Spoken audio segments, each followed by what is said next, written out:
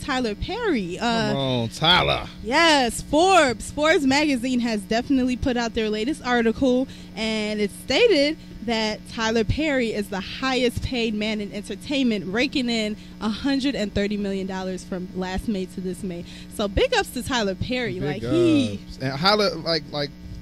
emphasize it, highest paid overall, not just black man, not just, you know what I'm saying, like minority man, but highest paid man. He beat out, let's see who was second place, Jerry Bruckheimer, who is a big movie producer now. He had second place, and Steven Spielberg, who is known as one of the biggest producers of all time, from Star Wars or Star Trek, whichever one he did. He's produced. He's like the white Spike Lee. You know what I mean? Like, you know, that's how major Steven Spielberg is. So for Tyler Perry to beat out two white men to be the highest paid man in entertainment, that's major. So that's because congratulations to that. He has the formula down pat. He does. He has good camera work. You know, he always starts off, you know, mostly talking about African American issues, but he seems to kind of mix it in a bit now with overall issues in society. And you know, he goes throughout the storyline, gets you acquainted with somebody that's a main character, and then somebody gets gone in on, and then everybody laughs, and then the end of it is a nice resolution where usually a block of women will stand and hold each other to sad music, and so that's how he's made all of his money. Describe For Color Women. Did you just describe For Color Women? No, your entire explanation of Tyler Perry's project? No, he did it. That's all of it. No, he did it. What did he do in the end of Why Did I Get Married? They all stood and hugged and looked in the sunlight on the beach. Okay, Dean, that is yeah. Now, actually, but on Why Did I Get Married too? That didn't happen.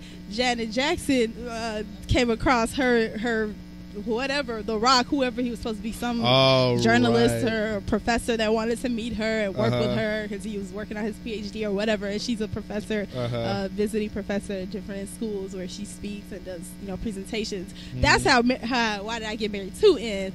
But has she not just killed her husband though? Yeah, it was like a year later. Like, I don't understand why Tyler Perry writes his stuff the way he does sometimes. Like, why didn't he make it 4 years later or 5 years later? Why would you make a year later she's finished grieving over her husband, or she's still grieving, but yet she's drooling over The Rock in that last scene of the movie. And then she had this evil little twinkle in her eye, like she was about to push him into how did she kill the other guy? She pushed him into something? No, she didn't push it. It was like they were arguing at her workplace or whatever, and they started, like, he was like, I don't need this, I'm out, I'm walking out. So she started trailing behind him like, go ahead, walk out like the punk that you are. You don't want to face me. And then he got in his car, and I guess, you know, stressed, he wasn't paying attention because she's still like pointing and yelling after he's driving out of the parking lot, and that big truck, like this huge truck, just came out of nowhere and hit him from the side. And she literally watched that accident happen, and it just all came flooding back like, oh my God, what just happened? What have I done? And in the end, she going for the Rock in a suit. Going for the Rock in a suit. The Rock in a suit. I'm sure Why Did I Get Married 3 or also again whatever it's going to be called is going to be quite rash and quite interesting. If you guys listen to one of our shows in the previous time, we talked about two of the main actors getting their own show on TBS or whatever. I forgot what it's going to be called, but the two arguing couple that always argue, always cheating on each other. Marcus and I forgot her name. Yeah. The loud one. The loud one.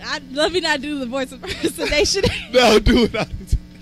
Do this impersonation. Come on. Now, what y'all are about to witness is one of Abby's many impersonations that she always does. Come on. Oh, my goodness. I can't even.